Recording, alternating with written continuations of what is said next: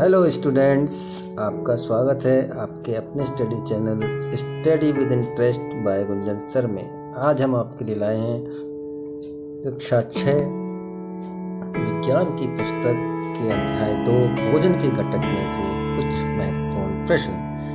पहला प्रश्न, वह भोजन जिसमें शरीर के लिए सभी आवश्यक पदार्थ उचित मात्रा में होते हैं। किस मात्रा में? उचित मात्रा में, अर्थात जिस पदार्थ की जितनी मात्रा में चाहिए, जिस पोषक तत्व की जितनी मात्रा चाहिए वह भोजन उसमें भोजन में हो, तो ऐसा भोजन क्या कहलाता है?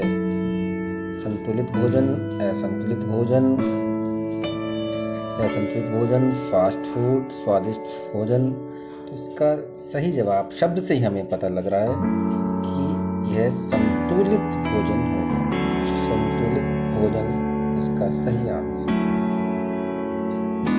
नेक्स्ट क्वेश्चन, दूसरा क्वेश्चन है, संतुलित भोजन की आवश्यकता किन बातों पर निर्भर करती है? अर्थात क्या संतुलित भोजन सभी को एक समान ही चाहिए?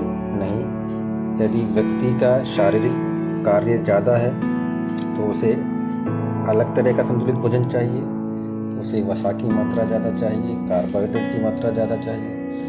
उम्र का भी संतुलित भोजन की आवश्यकता पर प्रभाव पड़ता है। व्यक्ति की उम्र यदि जवान है तो उसे ज़्यादा मात्रा में और अधिक प्रोटीन युक्त भोजन चाहिए। यदि उम्र ज़्यादा है तो उसे उस तरह का ही भोजन चाहिए। लिंग का भी प्रभाव पड़ता है। स्त्री और पुरुष के अनुसार भी संतुलित भोजन अलग अलग तरह का की आवश्यकता होती है। तो इसका उत्तर होगा उपरोक्त सभी। तीसरा प्रश्न, सब्जियों और फलों को धोना चाहिए।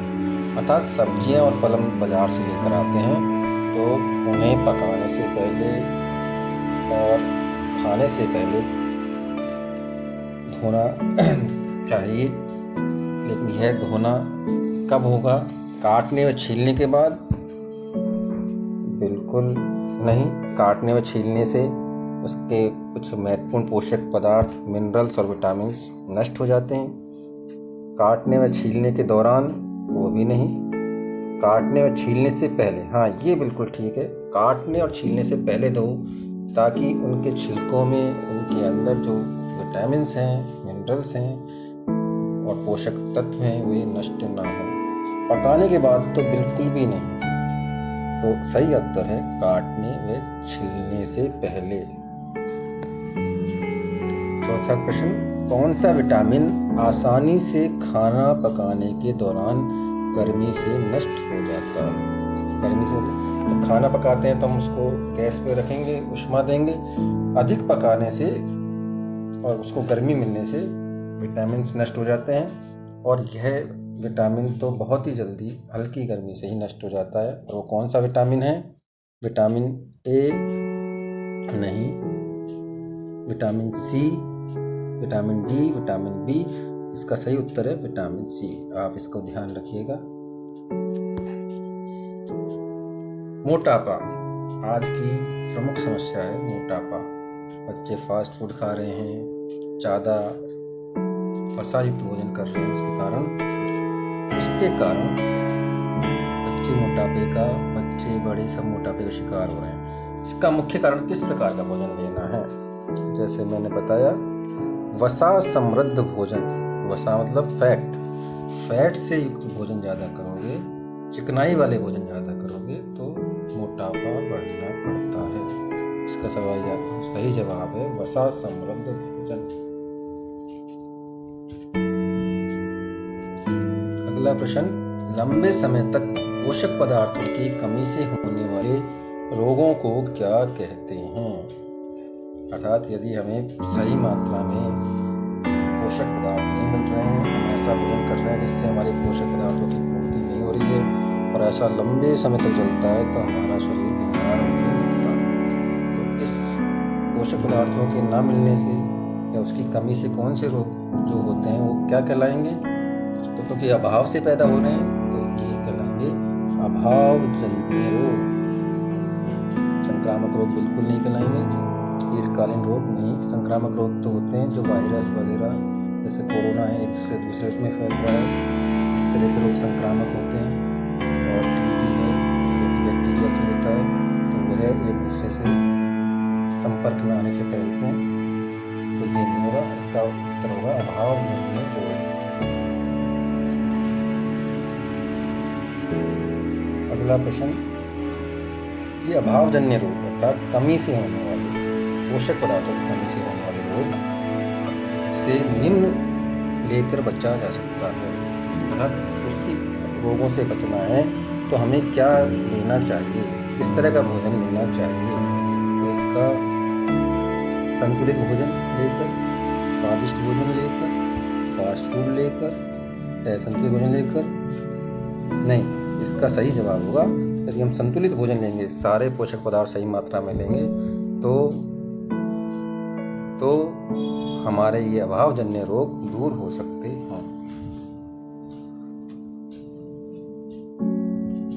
अगला प्रश्न, बेरी-बेरी नामक रोग।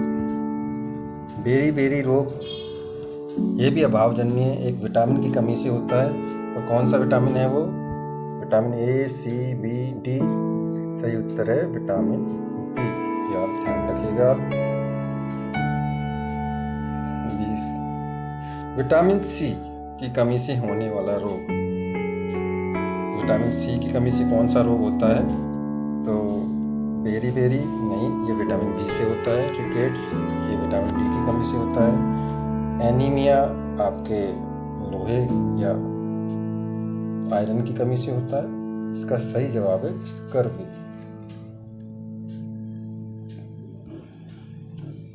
अब आप इस चित्र को देखिए, इसमें एक महिला दिखाई गई है जिसका गला फूला हुआ है। यह रोग कौन सा है? किस रोग में इस तरह की स्थिति होती है? रिकेट्स में नहीं, एनीमिया नहीं, एनीमिया खून की कमी होती है। कोरोना तो आप जान ही रहे हैं, एक दूसरे से लंग्स में प्रभाव डालता है। तो इसका गला फूला हुआ है, तो इसके शब्द भी आ रहा है गल। ये रोग है गलगन, गॉइटर जिसे बोलते हैं इंग्लिश में। इसको इंग्लिश में बोलते हैं गॉइटर। नेक्स्ट क्वेश्चन, इसमें भी एक चित्र दिखाया है आपको। इसमें एक बच्चा है, उसके हाथ पैर बिल्कुल टेढ़े हो गए हैं और मुड़ गए हैं। यह भी एक कमी से हो जाता है, विटामिन डी की कमी से विशेष रूप से ये रोग होता है। और ये रोग कौन सा है? रतौंधी नहीं, गलगंड का तो अभी हमने देखा था। एनीमिया में खून की कमी होती है। ये रोग है रिकेट्स। रिकेट्स में ये विटामिन डी की कमी से होता है, विटामिन डी की कमी से।